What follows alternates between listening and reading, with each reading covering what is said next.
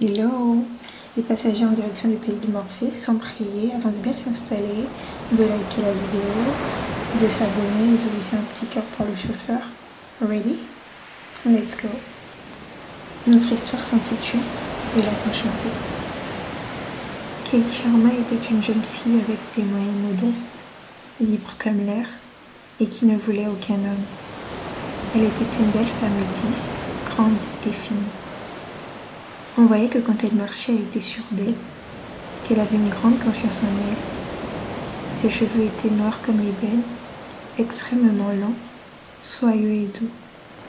Elle faisait des ménages et avait des vêtements très ordinaires, mais elle dégageait quelque chose de spécial.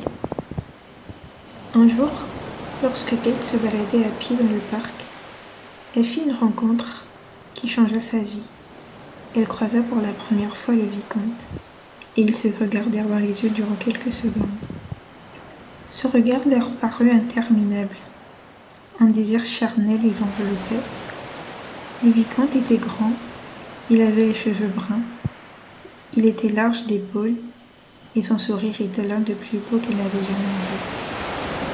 Il avait un regard droit et sérieux, une mâchoire bien dessinée, et avait des traits fins. En rentrant chez lui, Anthony Bridgerton, le vicomte, dit à sa mère à quel point il était tombé sous le charme de Kate. Il avait écrit à sa mère combien elle était différente des autres et qu'elle dégageait vraiment quelque chose de spécial.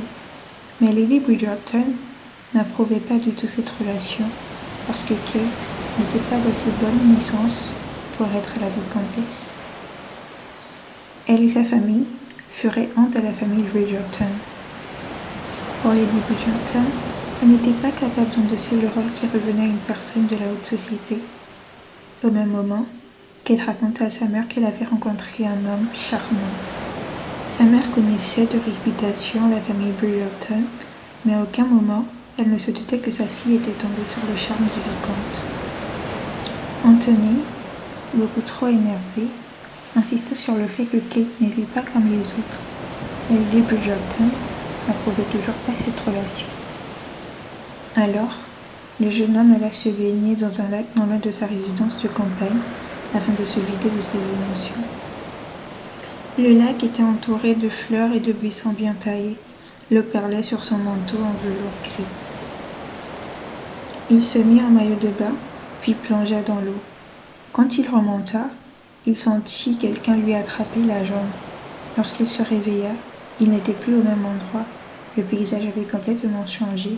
Il ne se rappelait pas de comment il était venu ici. C'était une forêt avec une table sur laquelle il y avait 2 bacs, accompagnés de 2 verres. Le premier bac était une coupe de diamant qui contenait une eau cristalline. Le deuxième bac était rempli d'une eau verdâtre et trouble, accompagnée d'un simple gobelet de fer. Mais un des deux était empoisonné. S'il ne prenait pas le bon verre, Kate disparaîtrait et il ne pourrait jamais l'épouser. Et il en avait la certitude. Soudain, une femme apparut dans un éclair bleu. Elle avait les cheveux blancs et une longue robe blanche. Elle était en lévitation. Anthony, choisis un de ces verres pour trouver la force de faire face à ta mère. Mais il y a un verre empoisonné, fut une voix fantomatique qui résonna dans toute la forêt sombre. Mais qui êtes-vous? S'étonna Anthony. Peu importe qui je suis, tu dois m'écouter. Fais le bon choix et tu trouveras la force de te confronter à ta mère. Si tu ne choisis pas le bon, Kate disparaîtra à jamais et tu ne pourras l'épouser. Il était attiré par l'eau cristalline, bien entendu. Il était sur le point de la boire lorsque la voix de Kate résonna dans sa tête en lui disant « Anthony, ne sois pas toujours attiré par le plus beau, parce que la première impression n'est pas toujours la bonne. » Avec dégoût, il se résigna à boire l'eau sale.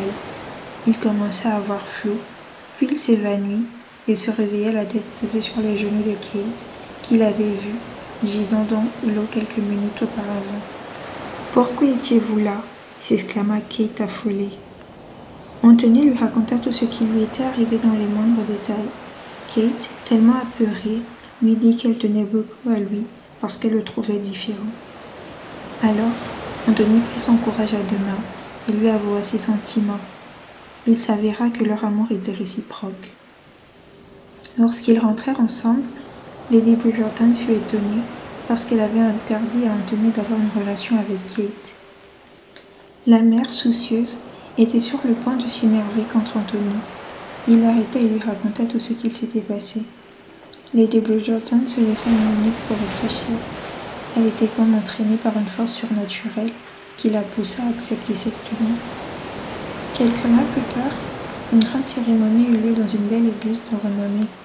La fête fut ensuite célébrée au bord du lac. Il y avait des buissons, pleins de roses rouges bien taillées, des chaises blanches, un décor enchanteur. Les familles de Kate et d'Anthony étaient réunies et tout le monde s'entendait bien.